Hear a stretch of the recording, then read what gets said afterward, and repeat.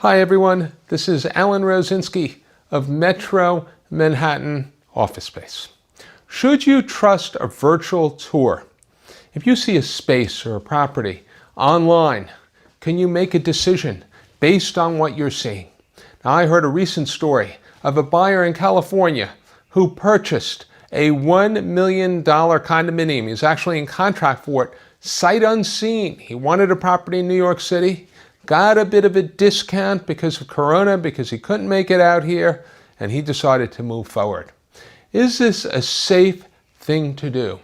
Now, I would advise strongly, based on my 16 years of experience, strongly against making a decision on a property based on a virtual tour. Because those photos, any video, is just going to give you a very, very limited view of a property, and it's only going to be what the leasing agent of the property or the landlord wants you to see. You're not going to see what the leasing agent or landlord prefers that you don't see. And there's certain aspects of a property which cannot be reduced to a video. A video is not going to tell you if the landlord is not a particularly pro-tenant landlord, if there's a long wait to get in the elevator, if there's not an odor in the lobby, if the street late at night doesn't feel so secure, so your team will feel uncomfortable walking out of your office in the event that they work late at night. So I'd be very careful about this. If you're going to make an acquisition of this type, if you're going to rent a space which is $5,000, $10,000, $15,000 a month, which will be hundreds of thousands of dollars, if not more, over 3, 5, 10 years, take the time to inspect several properties before you make your decision, even if you have to wear a hazmat suit.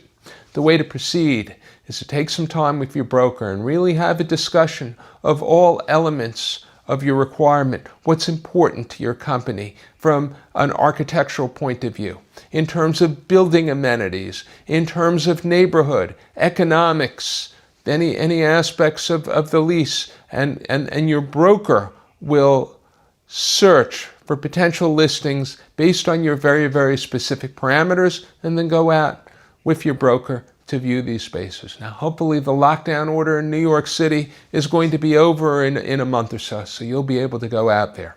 Now, the only exception I would make to my reticence about making decisions on a space based on a virtual tour are investment properties, because investors are frequently buying a stream of income. So if they're going to buy, say, a shopping center with certain tenants that they know the area, they might be able to make an offer prior to seeing the actual property, but at the end of the day, before they actually close, they'd probably want to inspect the property.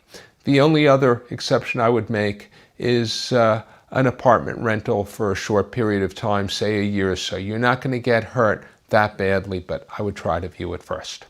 I hope this information is helpful to you. If you have any questions, any potential topics that you'd like me to address, please feel free to tweet them to me.